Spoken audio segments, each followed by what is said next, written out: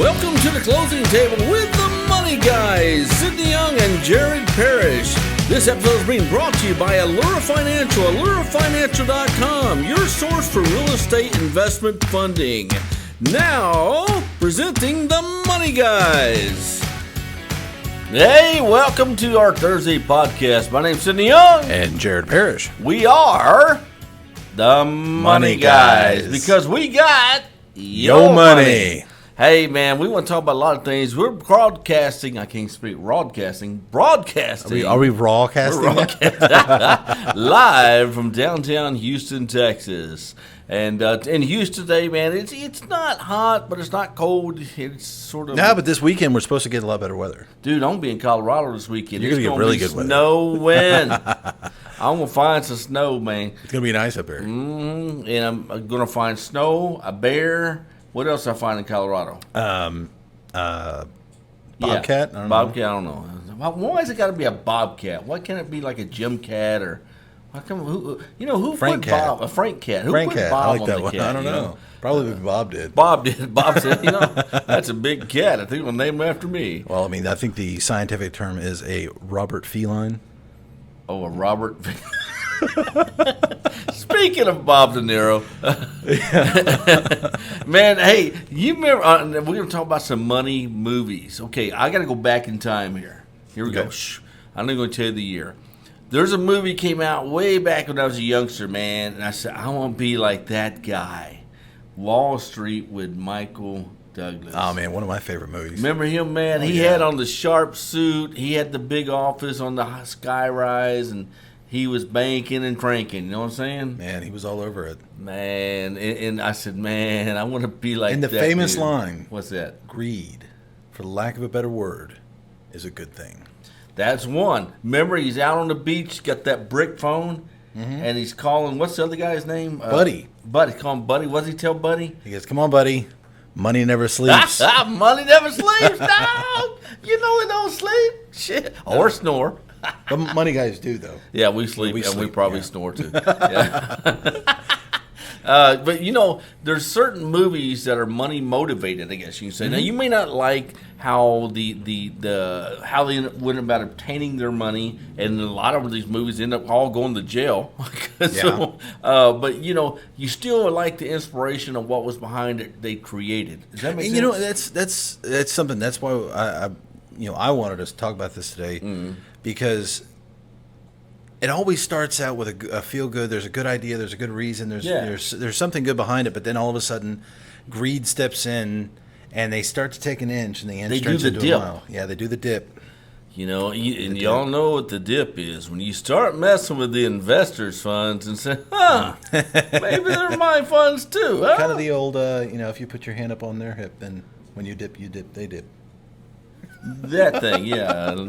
Don't double dip the chip. Yeah. Okay. So, we're going to talk about some of these movies because, when I was growing up, which was a long time ago, man, we had different type of movies out. Fast Times at Ridgemont High, like Spicoli. that one. Spicoli. I love that movie. We had the one we talked about earlier, Dazed and Confused. Yeah. We had all types of different movies out, but inspirational ones that were money motivated because we are the closing table. Here at the closing, we are the Money Guys. We like to talk about money. It makes us feel good about us, doesn't it? Yes, it does. The thing that kills me is the money movies that have been motivational always have a bad ending. They do, man. Hey, let me tell you something. If you ever watch episodes of American Greed, every one of them is a Ponzi scheme or it's a doctor who's double billing the government or some stuff. But they end up on two things at the end. Jail time or death. I've never seen one that doesn't have one of those two endings. Yep. Now American Greed is I like watching it for the business ideas and what they started because most all of them started out with a good idea. Yeah. And that's the thing. They start out with a good idea. And then they start to get a little greedy, and then they start dipping. They dip. And then they dip so far they can't pull themselves back out, and then they're just really the screwed. Ponzi scheme ones, that's the ones, man. They start taking, I'm going to just borrow a little bit from the investors' money, and I'll pay it back. And then they say, oh, well, I like that house there. I think I'll just borrow some more from the investor's money. Mm-hmm. And they're so far in, the only way they can do it is get new investor in. And they take his money, and it snowballs so much. I mean, some of these people are in the hundreds of millions of dollars in the negative in investors' funds. Yeah. Because, and that's a bad thing. It's a bad thing. Just saying. Allure Financial is a private company, but when a company goes public, you have access to millions of dollars of people that trade stocks with your company. Even a private company that doesn't go public, if you had millions of dollars of investors who invested just with you. Hey, do you know what's the guy in New York? The big Ponzi scheme. Golly, what? Madoff. Bernie Madoff. Do you realize where he put his money at? Where? Millions. I'm talking. Actually, I think it was in the billions. He had a regular checking account with Chase Bank. Really? And you would think someone from Chase Bank, yeah, would say, you know what? This guy's like putting millions at a time into his account. Where's it coming from? No one ever threw it. He had a regular checking account, business checking account. With how much money in it? Oh, God. That thing was in the 900 million plus mark, man. I mean, it was probably over $1 billion. I don't think FDIC would cover that. But my point is, these aren't exactly like you think, it's a huge it was pretty simple what they did. Mm-hmm. Regular business account. Now, simple, not ethical. No, not ethical. We're not trying to tell you how to do this. It's just these movies, man. Madoff. Madoff started out. Well, I don't think he started out with legitimate cause because he never, from day one, ever invested any of his clients' funds ever. No. His was a Ponzi scheme from the beginning. Day one. Yeah. But there was one up in Dallas. I cannot remember. Yeah, right here in Houston, R.L. Stanford. It's not too far from where we're at right now. Mm-hmm. If you turn there by the Galleria, he had a building with his name on it, hundreds of millions of dollars. Mm-hmm. And let me tell you, he was so arrogant with his money. I mean, he stole billions of dollars. He had a yacht, which was, I don't know how big the yacht was, but he wanted the length of the yacht expanded by, I think, 6 feet. So they had to cut the yacht, expand it, and it cost $31 million. I wonder how much a new yacht would have been. Exactly. And really, 6 foot? 6 feet. Is that really going to make the big difference? I don't know. Yeah. That's how. But now he had a bank in Antigua that he funneled his money through. Which, when that bank went sour, he found a bank in Canada that did that. Excuse me. So my point is this: we're going to take a commercial break. We'll be right back. Do not go away. Want to know one of the secrets to real estate? Getting to the finish line first. Because there is no profit in second place. Allura Financial can now close your fix and flip in 1 to 2 business days. No more appraisal fees or waiting time. There's still no credit check required. We can now finance up to 85% of your purchase and rehab. Call us right now at 833-896-6639 and get to the finish line first with Allura Financial.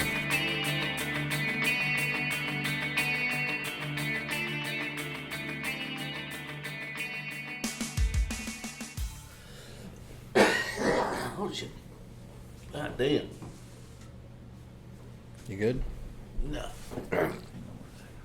Pause that sucker for a second. I'll get some water. Dying.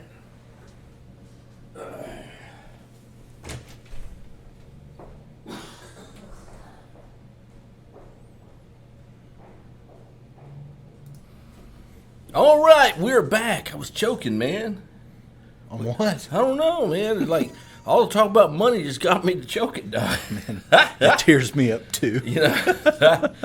But one of the things I look at when I watch these shows like American Greed, like Wolf of Wall Street's another one. All these shows, it makes you think, with such brilliant minds, what could they have done if they were legit? Oh, man. The roller coaster would have never ended. I mean, they would have been able to continue going on forever. Wolf of Wall Street's a great example. He started a legitimate business. Yeah. And he had something no one else Jordan had. Belfort. Which was his straight line. Line marketing thing, wasn't it? Yeah, his sales technique. I mean, he took people that didn't know anything. He had several people. for instance, he had someone that the only job this guy's ever had was being a janitor. But he intentionally hired people who were not in the financial industry. Right. Well, because he was doing things that are unethical, but it didn't start out like that. Yeah. Now in the movie, it looks like they were sitting there just trying to screw people, but in later interviews, he's like, no, that's not that's part of Hollywood that did that. But he started out, because you remember the movie, man. His very first day in Wall Street was the worst day in history of Wall Street. Yeah, it was Black Monday. Yeah, and he was out of business like in a matter of hours. Yep. So he went home. He said, well, I'll just get a regular 9-to-5 job. His wife tells him, you get a 9-to-5 job, you will not be happy, and I got to put up with you. Mm-hmm. And he finds that penny stock place that was working out of a garage somewhere. Yeah. And boom. Took off from there. I mean, he learned something a little different. But he was a good sales guy.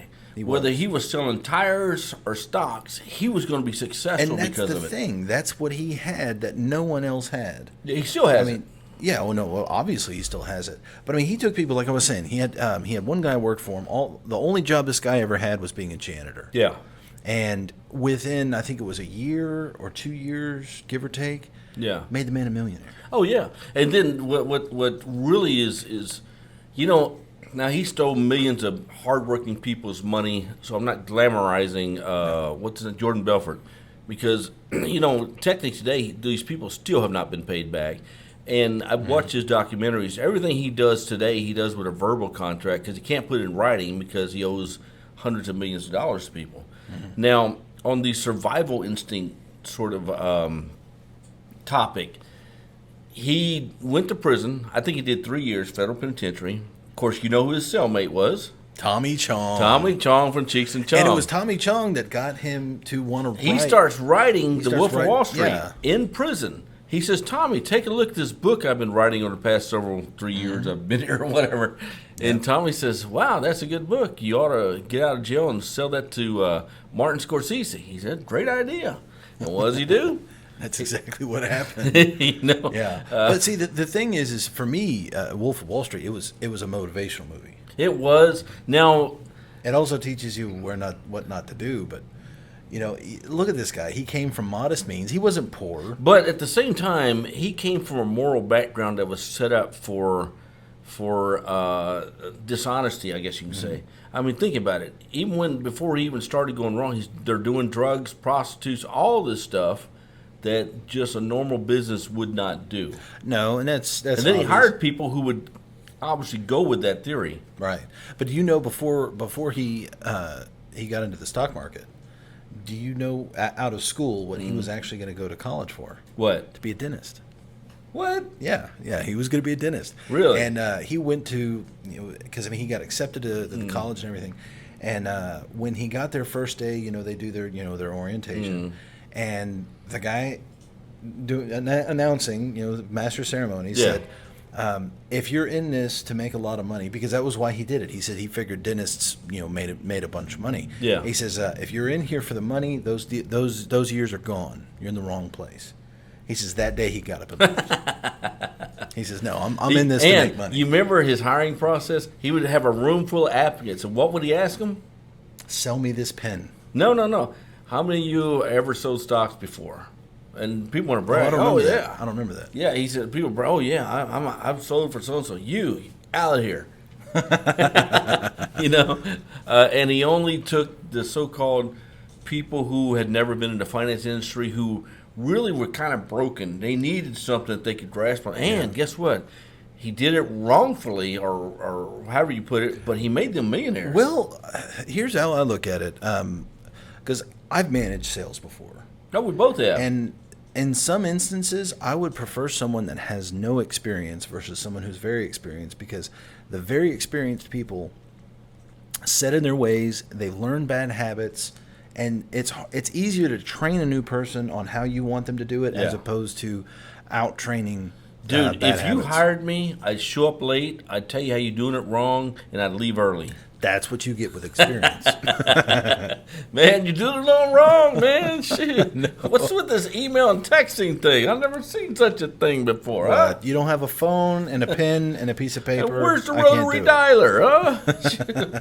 You learn a lot of things as far as concepts watching these type of movies. And, even though they're the bad boys of life, so to speak, you can't help but root for him at one point and say, man, he's moving. See, what the movies do not show are the people who invest their life savings in these and how they end up moving out of their home because they got foreclosed on and living in our old folks' home, or maybe they had to start all over again, working 20, 30 hours a day, so to speak. Whatever it is. I know it's only 24 hours a day, so impossible still. But the movies don't show that part. They don't glamorize the victims of these crimes. But you don't watch the movie for that anyway. You watch it to see the hype, and then guess what? You see the fall. Yeah. Now, it's been said before, when you see a successful person, all you see is a success. Yeah. You didn't see all the hardships that they had to go through in order to hit that success. And there was one movie that it's one of my favorites as well. The Boiler Room. No. It's a money movie, but it actually has a good ending. Yeah. Pursuit of Happiness. I don't remember that one. Who's in it? Will Smith. He's playing. Yeah. He's in the Gardner. bathroom with his son. Yeah. So he was a salesman, and a good salesman at that, but he just. You remember, man, like he couldn't bathe or nothing. He'd show up and he looked just terrible. Yeah. But that's based on a true story too. Oh yeah, no, it's a true story. And they interviewed Chris Gardner, and they were asking him how close to reality was this movie, and he says it was pretty close. That's what I'm talking about, man. You see a story like that, now that motivates you. That has a happy ending. Mm-hmm. The guy ended up just making $1 million. Yeah, now he has his own foundation. I think he's worth over $1 billion. That's what I'm talking about. Most people, success is not about money. Okay, but I have yet to see a movie where success is not about money. As far as these types of movies, people say money can't buy you happiness. I agree with you. Money can't buy you happiness. It can alleviate a lot of stress. But guess what? It can put a good down payment on it. That I promise you. Yeah, that's the truth. We're a little partial because we're in the money business. If you were in the pizza business, you'd be talking about pizza can bring you happiness. Mm-hmm. These movies and people that motivate. I have a hero. I wouldn't say a hero. Someone I've followed for years. You know what I'm talking about. I watch his videos daily. I've watched him go from here to up to here. I've watched people try to tear him down, and he keeps bouncing back up. There's two people that I admire for that. One is in the financial game, the other is in the sports industry, and I'm talking about Grant Cardone. Grant Cardone, if you have never followed Grant Cardone, you need to look him up on YouTube. He does daily videos. He's gone from 30 years of building an empire to where he is today. My other one, I'm going to talk about Mike Tyson. Yeah. Tyson, let me tell you something. Tyson came from a rampage just full of rage and put it in the ring and knocked people out. And you see his interviews, man. He was just arrogant, and he didn't care about anything. He ended up getting accused of rape, convicted of it, and going to jail. He still claims today he didn't do it. Whether he did or not, who knows. But he didn't let it stop him. He came out. He humbled himself. Have you ever watched his recent interviews? Yeah, I have. I mean, I even saw some of the interviews from before he was accused of rape. And he was arrogant, he was cocky, yeah, but when he went into a fight with someone who really laid it on him, he may have won, but he's going to give the guy credit. Yeah, but I tell you one thing, psychologically, he dominated whoever he was fighting. Oh, yeah, absolutely. I mean, Jesus Christ. But now, getting on to Tyson, yeah. Now this is something about, if we go into movies and, bad endings and whatnot. With Tyson, when he fought Buster Douglas, because remember, that was the fight that he lost to Buster Douglas. Mm-hmm. And then it was a mere month or two after that is when he was accused of rape. Oh. And then it was the end of his career. Yeah. And if you watch the fight, it looks like he was drugged. Now, Don King represented both fighters. Oh, wow. I forgot about that. Don won on both those deals. Yeah. So, and the thing is I mean, and this is speculation, I understand, but it was basically who's going to kiss his ass a little bit more, right? Mm. And I think at the time Mike Tyson was kind of pulling away, and he wanted to make sure that he wasn't going to continue on. But Iron Mike goes to prison, comes out of prison. People just ripped him off financially. Oh, yeah. And he really, as at the point, he had so much money, he didn't really care until it was all gone. He came out, at one point, he had a net worth of under $1 million. And you think, how this guy would, close to $1 billion in net worth go to that? In his realm, that was low. Mm-hmm. And here's what he did. He started getting on the talk show thing, getting paid for that. He did he was doing those daily apps where he would endorse your business. Yeah. Little things like that. And then he's smart. He started thinking, I'm a boxer. I'm 54 years old. I'm going to make a comeback fight like George Foreman did way back when. Oh, yeah. I love that interview, too. And he started promoting his fight. Mm-hmm. I don't know what kind of advance he got, but he's back in his game, man. And I'm glad to see him like that because, I for one, I thought it was awesome when he was in the Hangover movies. Oh, yeah, yeah. That was hilarious. That was. But if you notice in the Hangover movies, man, he got fat. Yeah. Not like I can really say a whole lot because I don't have a lot of room. But in a sense, that humbled him. Oh, yeah, I bet it did. But now, seeing the way he is now. Oh, my God. He's Iron Mike again. Man, and so you look at the guy and you said, look at his life. And he went from up here to down here, and he headed back up here. And you can't help but admire that spirit of never quit. Never, ever freaking quit. No matter what. The idea is the only time you really failed is when you give up. When you give up. As long as you keep trying, you're still trying. You haven't failed yet. Maybe it didn't work that way. Maybe you need to find a different way. But as long as you keep chipping away at it, as long as you keep working at it, it's going to work. I mean, I've had failed businesses. Yeah. I don't think that I failed. I just don't think that worked. And I moved on to something else. And that's the spirit of what we're talking about. We talk about the movies that inspire people financially. There's tons and tons of these fix and flip things you see on TV. Dan Merrill, you see the guy out of San Antonio, Montalongo. You see all these successful people that they appear on TV success. You Google their names or net worth, it pops up. You ever Google your name and net worth? Oh, my God. I make more money on Google than real life. I was like, whoa, that's me. But, right. But anyway, you see them and you go, wow, it really inspires you as far as what they've been able to create. Which I'm telling you, man, people have told me for years, watch that TV set, you make no money. And I agree with them. Oh, yeah. But in this COVID thing. Well, it's funny because so they say, do you know why you don't see Ferrari and Lamborghini and Bentley advertisements on television? Never thought about that. Why? Because the people who can afford them aren't watching TV. Okay. I guess that's why we're not driving one. No. But we do invest in bourbon. The Long Branch. Anyway, so brought to you by Long Branch. Brought to you by Long Branch. So I do. At nighttime, it actually gets my mind to relax. I go to YouTube and I watch documentaries about successful people. Yeah. I love watching the one about Henry Ford and what he created with the Ford company. It's funny. So you mentioned Henry Ford. I thought we were going to get another free advertisement. Yeah. With Henry Ford. So the saying that he's quoted is, whether you think you're right, or whether you think you can, or whether you think you can't, you're right. So How's that? Whether you think you can, or whether you think you can't, you're right. If you think you can't, you're damn right you can't do it. If you think you can, yeah, absolutely. There you go. But where that came from was when they were trying to develop the V8 motor. Now the engineers said, no, we can't do it. He goes, no, I know we can. And so he had multiple engineers. As in the words of comedian George Lopez, Mexican, not Mexicant. But that's where it came from. So, I mean, after it's like second or third, fourth set of engineers working on it, he told him, he says, whether you think you can or whether you think you can't, you're right. In a lot of his attitude, is you have to, I tell people, I used to run sales teams, I've run tons of sales teams, and I would tell my team, I don't care if you borrowed $5 to hop on a Metro bus to get into this office today, to this sales meeting this morning.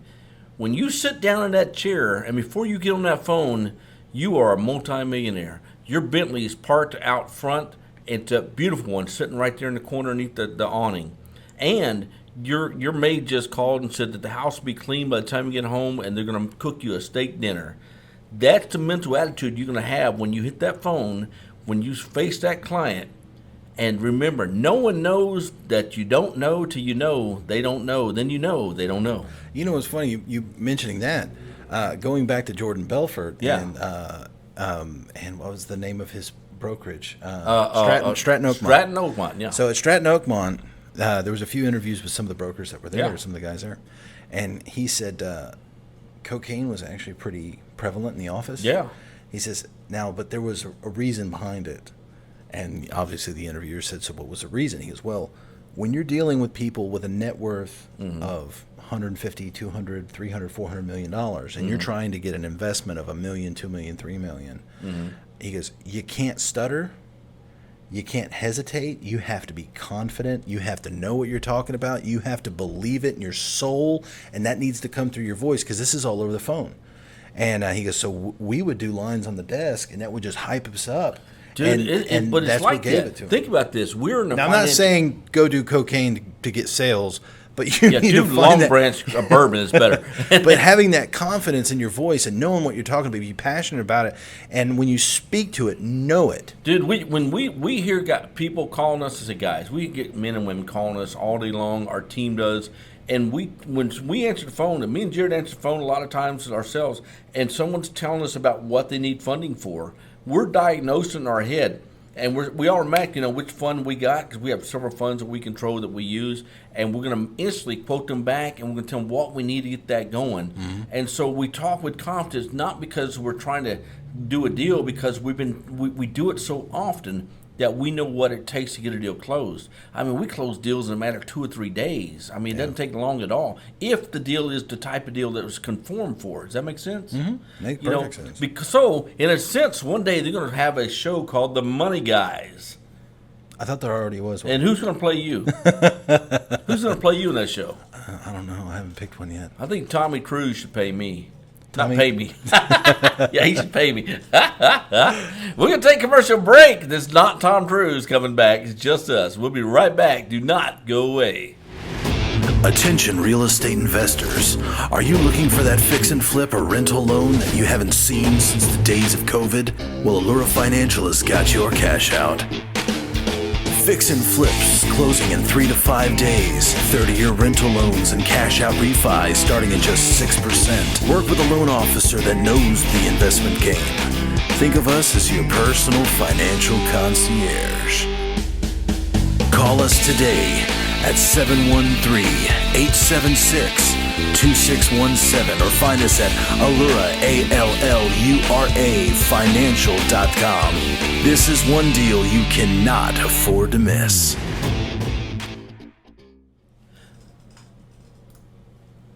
All right, we're back to Closing Table with the Money Guys. Sidney Young.